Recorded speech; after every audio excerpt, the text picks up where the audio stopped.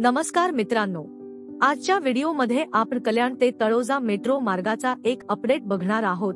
या मेट्रो प्रकल्पासाठीची निविदा प्रक्रिया जाहीर करण्यात आली असून आता ही मेट्रो कशी असणार आहे आणि कल्याण ते तळोजा या मार्गात किती स्थानके असणार आहेत, अशी संपूर्ण माहिती आज आपण बघणार आहोत।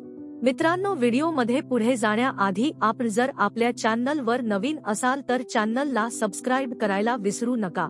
या आपल्या चॅनलवर असेच अपडेट येत असतात, तेव्हा चॅनलला नक्की सबस्क्राइब करा आणि आपण आपल्या टेलिग्रामला लवकर जॉईन व्हा। त्या ठिकाणी अशी माहिती आपण टाकत असतो, त्याची लिंक ही डिस्क्रिप्शन मध्ये दिलेली आहे।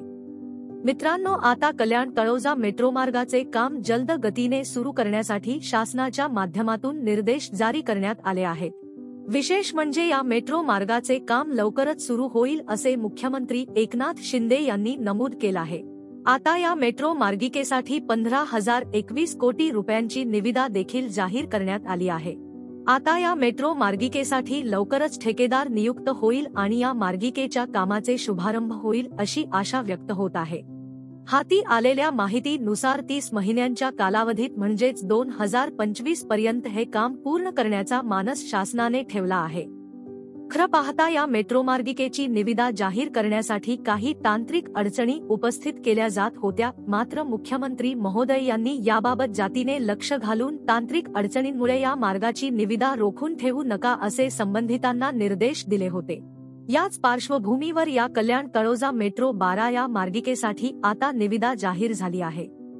या मेट्रो मार्गामुळे कल्याण भिवंडी परिसरातील प्रवाशांना ठाणे येथे जाता थेट शिळफाटा तळोजा मार्गे पनवेल, नवी मुंबईतील भागात जाता येणे शक्य होणार आहे। या प्रकल्पामुळे ठाणे रेल्वे स्थानकातील प्रवासी भार कमी होण्यास मदत होईल असा देखील विश्वास व्यक्त होत आहे। नवी मुंबई, पनवेल, तळोजा या परिसरात वास्तव्यास असलेल्या नागरिकांना या मेट्रो मार्गाचा सर्वाधिक फायदा होणार असून येथील नागरिकांना या मेट्रोमुळे डोंबिवली भागासाठी थेट कनेक्टिव्हिटी लाभणार आहे। यामुळे शिळफाटा, पनवेल, मुंब्रा, ठाणे या रस्त्यावर होणारी वाहतूक कोंडी फुटण्यास मदत होईल आणि या रस्त्यावरील वाहतुकीचा भार कमी होईल असा विश्वास व्यक्त होत आहे।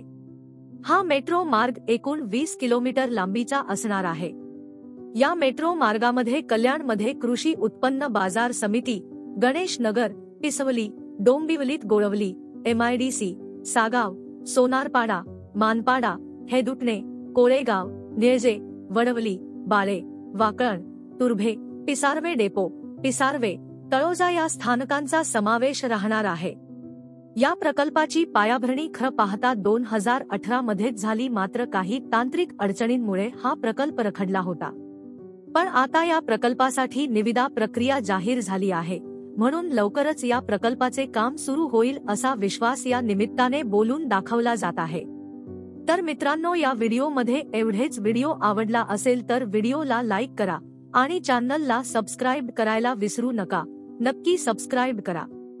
आपण परत भेटू एका नवीन अपडेट सोबत एका नवीन व्हिडिओमध्ये। धन्यवाद।